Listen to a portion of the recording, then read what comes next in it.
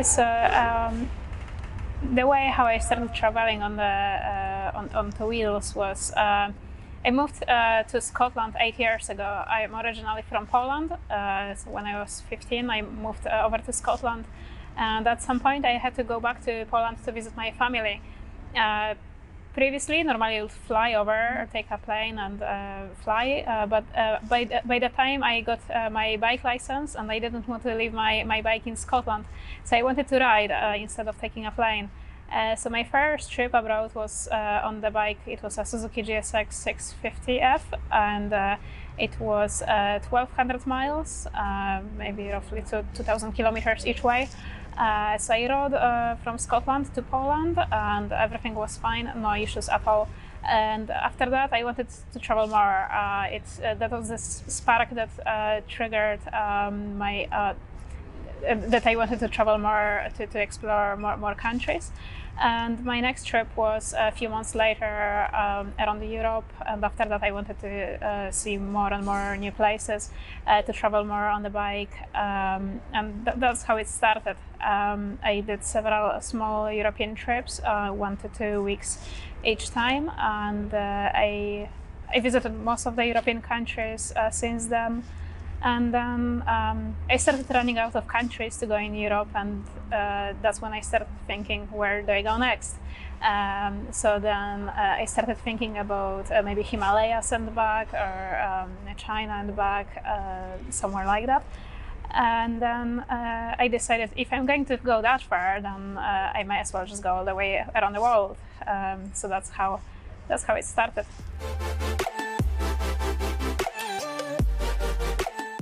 So there was not any major challenges really. I think I was prepared for most of the challenges. I did expect to break down. I did expect to have accidents. If you don't expect this to happen, then you're surprised, and then it may be a bigger challenge to deal with that. So I did have some accidents along the way. I had to get my bike fixed. Sometimes I had to order parts from Europe. I had to wait for 3 weeks sometimes for parts to arrive. So that was, I guess, sort of challenge that I had to deal with. Other challenges were some difficult roads that I decided to take, which was by choice. In most of the countries, there are paved roads that I can stick to if I want to, but most of the nicest places, the beautiful scenic places, are if you take more difficult roads. So that was by choice. I ended up taking some really difficult roads that are suitable for adventure bikes, for off-road bikes, not for a sports bike. So that was quite challenging for me on my bike, but it was by choice. So I just had to deal with this as it came.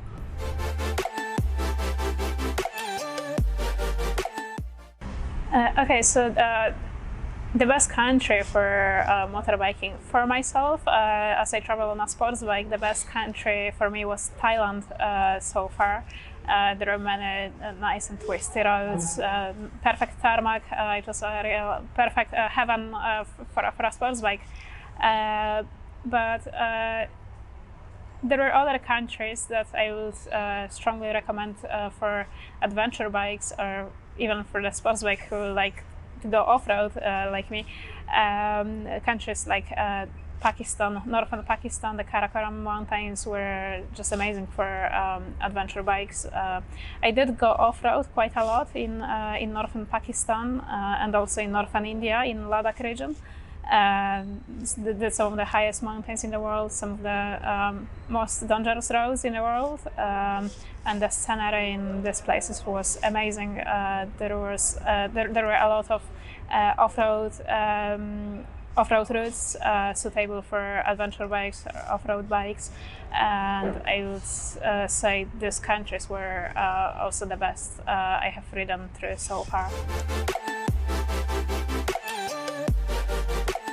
RK chains were actually some of the longest lasting chains that I have used so far. I did go through many chain sets, chain and sprocket sets after my trips around Europe. So I had to replace the chain and sprockets quite often. But I found that RK chain and sprockets actually were some of the longest lasting chains I've ever had. So this is a big bonus on a trip like that. If I don't need to worry about replacing the chain very often, then it makes it much easier. So I would definitely strongly recommend RK chain, especially if you don't want to replace the chain very often. This chain is some of the longest lasting I've ever had. I have done 25,000 miles on my first RK chain and sprocket set. I could probably do more. The chain was started wearing quite a lot after that. I could probably squeeze another 3,000 miles possibly, but 25,000 was a safe time to replace. So the chain and sprockets were very durable and long-lasting, so I would strongly recommend if you don't need to worry about replacing the chain very often. If you're looking for a long-lasting chain, then RK is definitely one of the best.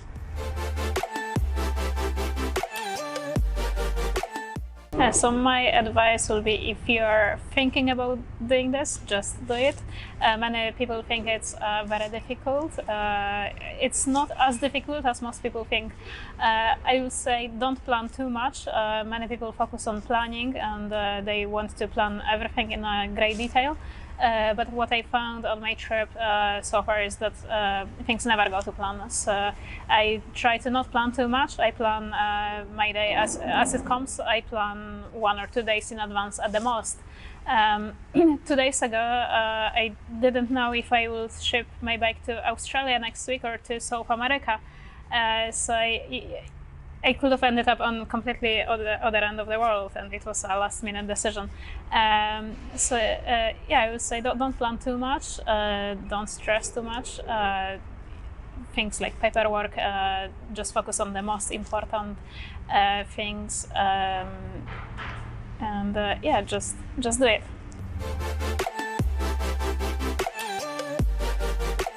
The answer would be that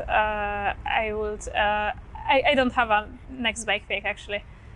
So at the moment I just want to keep using my CBR 900 for as long as I can, definitely for the duration of this trip and possibly on another trip also. So I don't have a pick. One day I would like to buy a off-road bike also. So far all my bikes actually were sports bikes. I did have one sports tourer, but it was still a sporty kind of bike. So I never actually had an off-road bike, but when I get back home I would like to buy one. But I will always keep a sports bike alongside that also. So Roxy, some gift from you. Oh. I think that you might like pink chain. Oh wow, thank you very much. Because I saw that your helmet is yeah. pink. I think you might like pink. So this chain Oh. is especially designed in pink. Yeah, thank you.